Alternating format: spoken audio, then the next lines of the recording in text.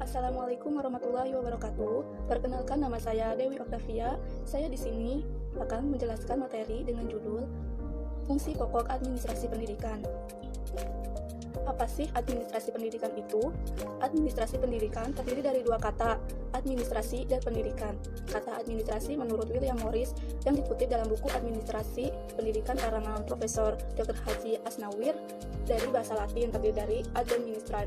Kata ad artinya sama dengan kata to dalam bahasa Inggris atau kepada. Sedangkan kata administrat yang dalam bahasa Inggris adalah serve yang berarti melayani, membantu, atau mengarahkan.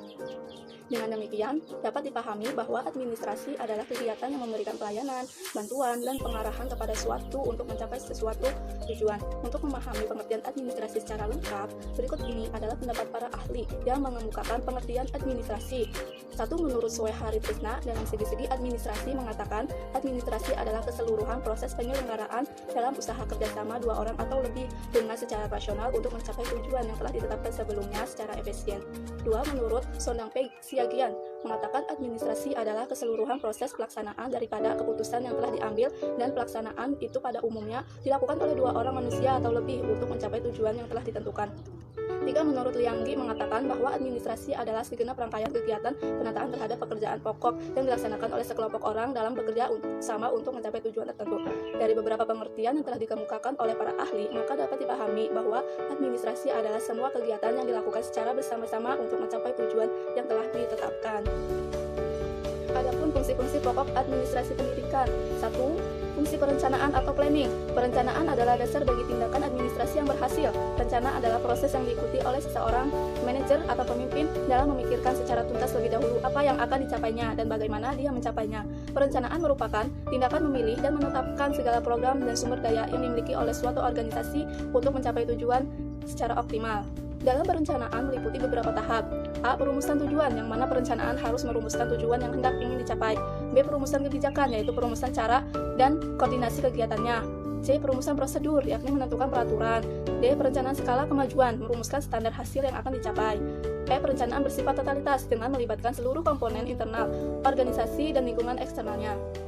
Proses perencanaan dimulai dari memformulasikan tujuan melalui mengidentifikasi masalah, analisis masalah, penyusunan konsep dan rencana, mengevaluasi rencana, menentukan rencana, implementasi rencana, dan rencana umpan balik. Secara sederhana, proses mengidentifikasi atau mendefinisikan rencana dimulai dari membuat batasan masalah, kemudian mengelompokkannya.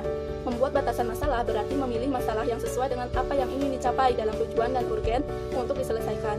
Kemudian dalam analisis rencana, perencanaan mulai menganalisis sistem-sistem yang tersedia, kemudian mencocokkan dengan hasil identifikasi rencana.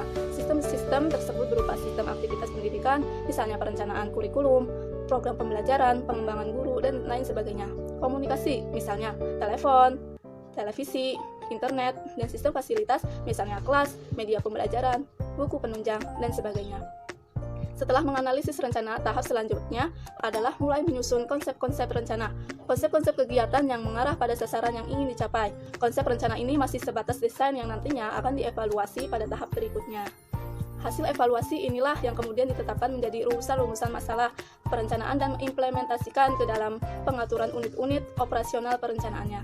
Dari implementasi, rencana-rencana yang sedang berjalan dimonitoring dan dievaluasi untuk disesuaikan apakah perlu untuk diselesaikan, dimodifikasi, dan mendesain ulang rencana. 2. Pengorganisasian atau organizing. Menurut David, tahun 1951 mendefinisikan organisasi sebagai kelompok individu yang bekerja sama di bawah seorang pimpinan untuk mencapai suatu tujuan tertentu. Menurut Castetter, tahun 1996, halaman 14 menyebutkan bahwa organisasi formal merupakan salah satu kekuatan dalam infrastruktur sistem yang mempengaruhi rancangan dan operasi fungsi sebagai sumber daya organisasi yang diperoleh oleh misi sistem yang pada gilirannya akan menentukan bentuk pendidikan yang sesuai dengan tuntunan dan kebutuhan dalam masyarakatnya. Menurut Tilk tahun 1977 yang dikutip oleh Lubis tahun 2008 halaman 271, terdapat 4 komponen dasar yang berperan sebagai kerangka struktur organisasi, yaitu A. Struktur organisasi memberikan gambaran mengenai pembagian tugas serta tanggung jawab kepada individu. B. Struktur organisasi memberikan gambaran mengenai hubungan pelaporan yang ditetapkan secara resmi. C. Struktur organisasi dan pengelompokan individu menjadi bagian organisasi dan pengelompokan bagian organisasi menjadi suatu yang utuh. D. Struktur organisasi juga menetapkan sistem hubungan dalam organisasi yang memungkinkan tercapainya komunikasi, koordinasi, dan lainnya. Konsep pengorganisasian. Organisasi merupakan kumpulan orang-orang yang memiliki tujuan yang sama, memiliki sistem kerja sama dan struktur kepengurusan. Organisasi sering pula diartikan sebagai suatu lembaga, misalnya perusahaan, sekolah, perkumpulan, dan badan-badan pemerintahan. Sedangkan pengorganisasian lebih mengarah pada proses bagaimana mengatur anggota organisasi ke dalam bentuk kerjasama, pembagian tugas, dan fokus pada tujuan. Pengorganisasian adalah keseluruhan proses untuk memilih orang-orang, mengalokasikan sarana dan prasarana untuk penunjang tugas orang-orang tersebut dalam suatu organisasi. Dengan memilih orang-orang untuk pembagian tugasnya, artinya ada tanggung jawab dan wewenang yang diberikan pimpinan terhadap bawahannya untuk melaksanakan tugas. Dalam organisasi besar seperti lembaga dinas pendidikan setingkat kabupaten atau kota, pengorganisasian dilakukan dengan tujuan membagi suatu kegiatan besar ke dalam kegiatan-kegiatan yang lebih kecil. Hal ini dibutuhkan agar seorang pimpinan dapat lebih mudah melakukan pengawasan dan menentukan orang-orang untuk melakukan tugas-tugas besar berdasarkan kualifikasi yang dimiliki anggota. Berdasarkan beberapa pernyataan di atas, konsep dasar pengorganisasian diantaranya adalah proses manajer yang dilakukan pimpinan organisasi dalam mengatur anggota, alokasi pekerjaan, dalam hal ini dilakukan perincian tugas-tugas besar ke dalam tugas-tugas kecil, pemberian tanggung jawab dan wewenang dalam bentuk deskripsi kerja kepada para anggota. Proses pengorganisasian menurut Fatah tahun 2008 mengatakan bahwa dalam pengorganisasian terdapat beberapa tahap, diantaranya perincian pekerjaan, pembagian kerja, penyatuan pekerjaan, koordinasi pekerjaan, serta monitoring dan reorganisasi. Secara rinci, tahap-tahap tersebut terdiri dari kegiatan-kegiatan berikut. Dalam merinci pekerjaan yang harus dilakukan adalah menentukan tugas-tugas apa yang harus dilakukan untuk mencapai tujuan organisasi, membagi seluruh beban kerja menjadi kegiatan-kegiatan yang dapat dilaksanakan oleh perseorangan atau kelompok dengan memperhatikan kualifikasi dan beban kerja yang proporsional. Penggabungan pekerjaan dengan mengelompokkan tugas-tugas yang saling berkaitan, mengkoordinasikan pekerjaan dengan menetapkan mekanisme kerja agar tidak saling tumpang tindih. Di lingkungan sekolah dasar dengan jumlah personil dan fasilitasnya yang terbatas, struktur organisasi masih sangat sederhana. Sedangkan untuk sekolah besar, struktur organisasinya dapat menampilkan tingkatan-tingkatan dan garis kekuasaan yang lebih kompleks. 3. Fungsi pengkoordinasian koordinatif. Pengkoordinasian menurut Delinggi tahun 1983 halaman 216 merupakan rangkaian aktivitas yang menghubungkan, menyatupadukan dan menyelaraskan orang-orang dan pekerjaan. Sedangkan menurut Oteng Sutisna tahun 1983 halaman 199 merumuskan koordinasi ialah mempersatukan sumbangan-sumbangan dari orang-orang, bahan dan sumber-sumber lain ke arah tercapainya maksud yang telah ditetapkan. Koordinasi dapat diwujudkan dengan menggunakan cara-cara antara lain: A. Konferensi atau pertemuan, B. Pertemuan berkala, C. Pembentukan panitia, D. Pembentukan badan koordinasi, E. Mewawancarai bawahan, F. Memorandum atau instruksi berantai, G. Ada dan tersedianya buku pedoman. Salah satu fungsi pokok administrasi adalah koordinasi. Organisasi tanpa koordinasi sulit kiranya untuk mengatur seluruh rencana dan implementasi rencana kegiatan dalam usaha mengejar tujuan bersama. Hubungan kerja yang telah diatur dalam proses pengorganisasian dipengaruhi agar berfungsi sebagai satu kesatuan melalui kegiatan pengorganisasian. Konsep dasar pengkoordinasian menurut Stoner, pengkoordinasian merupakan salah satu fungsi manajemen untuk melakukan berbagai kegiatan dengan menghubungkan dan menyelaraskan pekerjaan bawahan sehingga terdapat bekerja sama yang terarah. Pengkoordinasian mengandung makna menjaga agar tugas-tugas telah dibagi tidak dikerjakan menurut kehendak pribadi atau masing-masing kelompok, tetapi harus dikerjakan menurut aturan dan dipandu oleh seorang koordinator. Pengkoordinasian tidak selalu menjadi di dalam internal organisasi karena pada kenyataan organisasi selalu menghubungkan dengan masyarakat. Organisasi pendidikan, dalam hal ini sekolah negeri, pertanggungjawaban penyelenggaraan pendidikan selalu dikaitkan dengan kegiatan pelaporan yang berkoordinasi dengan pejabat berwenang di atas kepala sekolah. Menurut Susilo, tahun 2014, koordinasi terdiri dari beberapa tipe, diantaranya 1. Koordinasi vertikal adalah koordinasi antara pimpinan dengan bawahan langsung atau pimpinan dengan atasan. 2. Koordinasi horizontal adalah koordinasi antara unit dengan unit selevel di bawah pimpinan. 3. Koordinasi diagonal adalah koordinasi antara personil yang bekerja pada tingkatan yang berbeda. Organisasi sekolah, di dalamnya terdapat pembagian tugas yang sangat substansi, maka pengkoordinasian mutlak diperlukan. Pembagian tugas mengajar dan pengaturan jadwal pelajaran yang tidak dikoordinasikan dapat menyebabkan gagalnya seluruh program perencanaan. Koordinasi yang baik tidak lepas dari peran kepala sekolah sebagai manajer. Proses pengkoordinasian menurut hierarki organisasi yang jelas dan sederhana.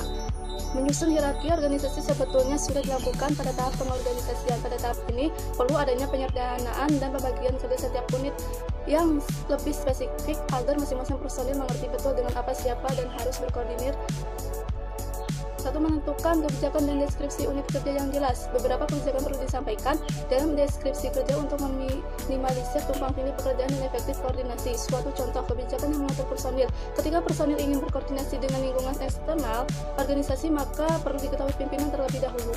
2. Memilih koordinasi dari masing-masing unit. Di setiap unit dalam organisasi besar biasanya dipilih seorang kepala unit yang didelegasikan sebagai koordinator. Kepala-kepala unit inilah yang berperan membantu manajer. 4. Fungsi pengarahan direksi. Pengarahan adalah penjelasan, petunjuk, bimbingan, serta pertimbangan terhadap para personel pendidikan yang terlibat, baik yang berada dalam jabatan struktural maupun fungsional, agar pelaksanaan tugas di bidangnya masing-masing dapat berjalan dengan lancar dan tidak menyimpang dari program yang telah ditentukan. Dalam pelaksanaannya, pengarahan ini dapat dilakukan bersamaan dengan pengawasan. Di sini, manajer memiliki banyak kesempatan untuk memberi petunjuk atau bimbingan bagaimana seharusnya pekerjaan diselesaikan. Jika pengarahan yang disampaikan manajer sesuai dengan kemampuan dari staf, maka staf akan termotivasi untuk memperdayakan dalam pelaksanaan pekerjaannya. Kegiatan pengarahan dilakukan oleh pimpinan untuk memberikan penjelasan dan petunjuk kepada pegawainya. Kegiatan ini dilakukan sebelum dan selama pegawai melaksanakan tugas. Artinya pengarahan sudah dilakukan pada proses penempatan pegawai di tahap staffing. Konsep pengarahan, Stoner mendefinisikan pengarahan adalah fungsi manajemen yang berhubungan dengan usaha memberi bimbingan, saran, perintah-perintah atau instruksi kepada bawahan dalam melaksanakan tugas masing-masing. Unsur pimpinan menjadi yang paling dominan karena pimpinanlah yang menguasai rencana kerja. Kewibawaan pimpinan menjadi sangat penting dalam mempengaruhi bawahannya agar bisa menyikapi secara serius setiap arahan dan instruksi suatu kewajiban dan tanggung jawab. Proses pengarahan. Pemimpin yang menguasai rencana kerja organisasi akan mengarahkan para personilnya untuk berada pada jalur tujuan yang akan dicapai. Proses pengarahan personil dalam hal ini terdiri dari 1. Mengadakan orientasi kerja sebelum bawahan melaksanakan tugas. Dalam tahap ini, seorang manajer memperkenalkan lingkungan kerja, ruangan di mana tempat bawahannya bertugas dan siapa saja rekan kerjanya. 2. Memberi petunjuk teknis mengenai pekerjaan yang akan dilakukan. Petunjuk teknis atau deskripsi kerja setiap personil mungkin berbeda-beda, tetapi pemberian deskripsi kerja sebelum personil melaksanakan tugasnya adalah sangat penting.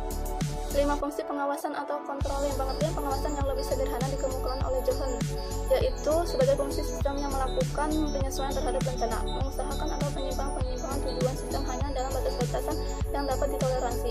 Dengan demikian, dapat ditegaskan bahwa sasaran pengawasan adalah perilaku individu sebagai orang-orang yang memproses lancarnya kegiatan pembelajaran dan tidak terjadi penyimpangan. Pengertian ini mengacu pada 2 hal, yaitu performa personel dalam memproses objek dan hasil pendidikan. Menurut Terry, tahun 2003, halaman 18, ada berbagai cara untuk mengadakan perbaikan termasuk mengubah rencana dan bahkan tujuannya, mengatur kembali tugas-tugas atau mengubah wewenang. Tetapi seluruh perubahan tersebut dilakukan melalui manusiawi. Prinsip-prinsip yang perlu diperhatikan dalam melaksanakan pengawasan menurut Messi, yaitu 1. Tertuju kepada strategi sebagai kunci sasaran. 2. Pengawasan menjadi umpan balik. 3. Fleksibel dan responsif terhadap perubahan. 4. Cocok dengan organisasi pendidikan. 5. Merupakan kontrol diri sendiri. Demikian yang bisa saya sampaikan, kurang lebihnya saya mohon maaf. Wabillahi taufiq wal hidayah. Wassalamualaikum warahmatullahi wabarakatuh.